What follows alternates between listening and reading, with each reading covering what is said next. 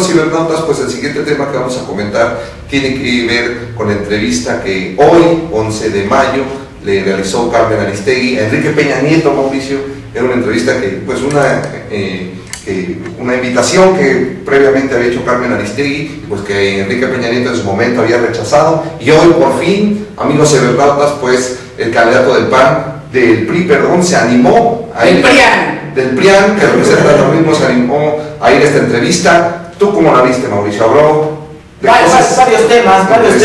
varios temas, sí. Fíjate que de entrada, bueno, pues es noticia que haya aceptado ir con Carmen Aristegui. Y bueno, pues ahí obviamente la había castigado, porque ya sabes cómo... El látigo de su desprecio. Y primero fue antier con Ezra Chabot, y hasta hoy decidió ir con Carmen Aristegui a la misma empresa MBS, pero hasta apenas el día de hoy. Y bueno, mira, vamos a empezar por un tema que tiene que ver con la seguridad pública, nada más para poder señalarle a nuestros amigos cibernautas de que dice que es diferente, ¿no?, en su visión, pero vamos a darnos cuenta que es lo mismo. Dentro de lo que Enrique Peña Nieto planteó con Carmen Aristegui, él dice que quiere tener 3 indicadores para poder atacar el asunto de la inseguridad.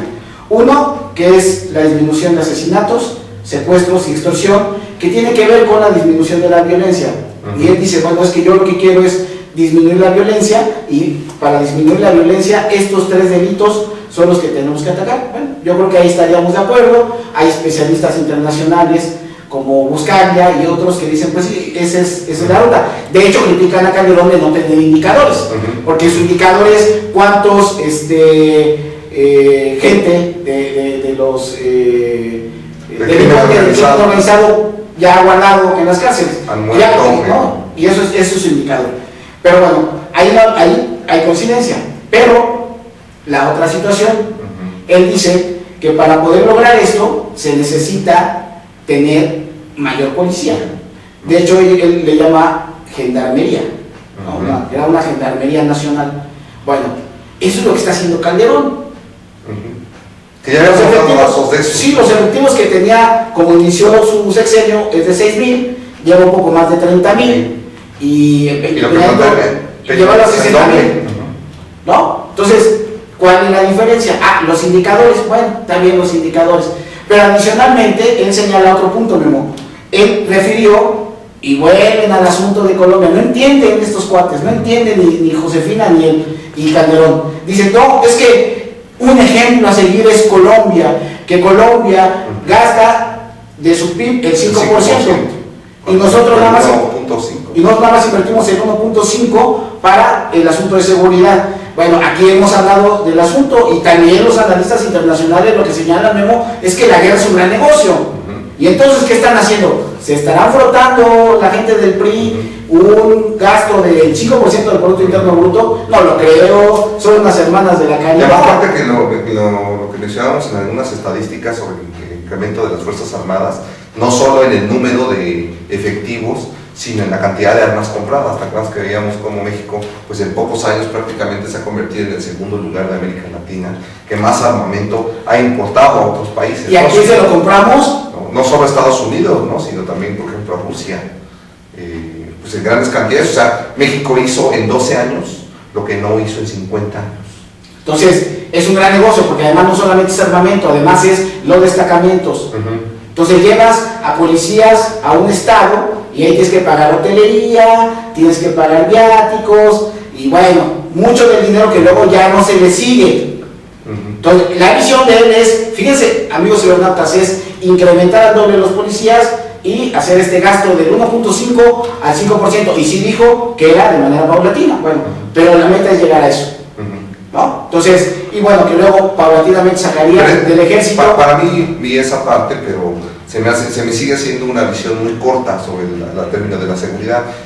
más allá de que la diferencia principal con nuestro movimiento es la parte de la promoción a la educación, que la mejor forma de prevenir, ¿no?, a la delincuencia organizada, que los jóvenes se vayan al crimen organizado, pues es generando más fuentes de empleo y organización, pero además tiene que ver con otras cosas, la parte de la seguridad, Mauricio, por ejemplo, con la mejora del sistema judicial y del sistema penitenciario.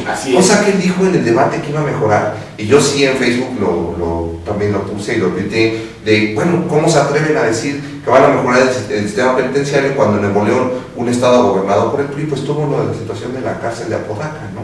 Entonces, va más allá, o sea, sigue siendo una visión limitada de vamos a ganar esta guerra con más gente. Pero no solamente es una visión limitada, es mentira tras mentira, porque no hay reconocimiento de este tipo de cosas. Y mira, cerremos ese tema, vamos a otro tema. Carmen Aristegui obviamente le interesa mucho conocer cuál es su posición respecto a los monopolios, concretamente en el ámbito de las telecomunicaciones. Me parece increíble que un candidato a la presidencia, cuando le hace la pregunta concreta a Carmen Aristegui, sabiendo él que tiene la imputación de que forma parte del consorcio, de la asociación, al consorcio televisivo más importante de este país y a nivel internacional, que tiene su posición de Televisa, él diga, es que yo no soy quien podría darte ahorita un comentario porque técnicamente no tengo los datos. O sea, me parece, la verdad, como queriéndonos tratar de estúpidos a la gente que estábamos escuchando. Concretamente, le dice, a ver, el asunto del monopolio televisivo que tratan de firmar un convenio de Yusacel. Concreto, ¿cuál es tu posición? No, es que yo no sé lo de la COFETEL, cómo está el asunto, bla, bla, bla, bla, bla, bla, bla. ¿Sí? Y el otro tema, ¿vas a abrir la tercera posibilidad de tener una cadena televisiva para Slim? Es que no, que bla, bla, bla, bla, bla, bla, bla, y no definió su posición. Es que estoy en contra de los monopolios. Bueno, si estás en contra de los monopolios, es sencillo decirlo, ¿no? Además, no solamente deben de jugar ellos, deben de jugar muchas otras personas, pero tu posición debe ser clara y contundente, ¿sí? Oye, ¿sabes qué? Si ya tienen monopolizado, sí, voy a abrirlo, pero ya no van a tener acceso a competir los que ya tienen, en este caso, este tipo de servicios. En fin, hay cosas que volvemos a esa parte. Un tercer punto que me pareció importante, que tiene que ver con lo político en relación a Andrés Manuel. Se la pasó hablando de Andrés Manuel, obviamente porque también las preguntas tenían que ver con lo que se había dicho del debate, de los gastos que tiene Enrique Peña Nieto en publicidad. Ahora, de veras, nos quieren ver como estúpidos. Todos vimos durante su sexenio que salía en revistas, que salía en programas que no tienen que ver con política, que estaba en programas de política, pero que todo el tiempo estaba cubierto por los medios de comunicación.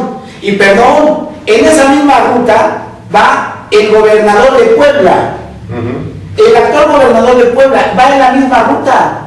Acaba, obviamente, hace un año, la cantidad de spots, la cantidad de información sobre Puebla, esa es la misma ruta que ya está siguiendo el gobernador de Puebla. Es decir, el caminito ya lo aprendió Televisa, se le cierra los ingresos por concepto de la parte electoral, que además los tienen molestísimos a él y a Ricardo Salinas, y lo que hacen es ahora disfrazar con empresas terciarias, con una serie de situaciones. Es decir, para ellos el negocio es seguir vendiéndole a los políticos los espacios. Esa es la realidad, es lo que se desnuda en esta parte. Y finalmente, Memo, algo que me parece importantísimo de destacar, amigos cibernautas, porque de veras vale la pena que busquen el link de ahí de Carmen Aristegui y chequen la entrevista. Mira, Memo, aquí ya lo comentamos. Hubo un momento al final de la entrevista en donde empezaba a perder los estribos Peña Nieto. En algún momento alzó la voz y luego trató de bajarla. Y eso es muy importante que lo sigan, amigos cibernautas, por una razón. Si ustedes también revisan, Denise Merkel en su programa de los jueves, Punto de Partida se llama, presentó los perfiles de cada uno de los candidatos y entrevistaban a algunas gentes que habían convivido con ellos. Políticamente le entrevistaron en el Estado de México a un diputado periodista que le sacó una lona un día que él fue a dar un informe. Y lo que relata el diputado, ahí lo pueden consultar, lo que relata el diputado es que se le acercó Peña Nieto y le dijo: no me vuelvas a sacar una lona, cabrón. O sea, otras palabras, bueno, hoy iba a perder los estribos. Así es como se manejó con este cuate. En el lenguaje del comercial dice, vamos a eliminar a diputados plurinominales, vamos a eliminar diputados, adjudicarles una responsabilidad que no le compete. Otro, en el debate, antes de que se me pase, Mauricio, sobre empresas que diseñan la imagen, que estudian la imagen de los candidatos en el debate, que muchas encuestadoras y muchas de estas compañías que se dedican a la imagen del candidato, que se le veía por el discurso y por la forma autoritario. ¿No? Fue cosa. Porque y a Josefina le hicieron el comentario de que se veía débil, que había un exceso de maquillaje, en fin, ¿no? La vez que se dedican a hacer estas empresas la imagen del candidato. Y ahorita por eso me recordó sobre las formas y ademanes que es Enrique. No, una persona cerrada y autoritaria. Oye, si fueran ademanes nada más, no había problema. Pero además, amigos cibernautas, para que lo compartan con sus amistades, esto que estamos comentando. No se nos olvida Atenco. Él fue gobernador cuando el problema era Atenco. Claro, y ahí están las mujeres violadas, ahí están todos los compañeros que fueron remitidos. Así es. Entonces, otra muestra.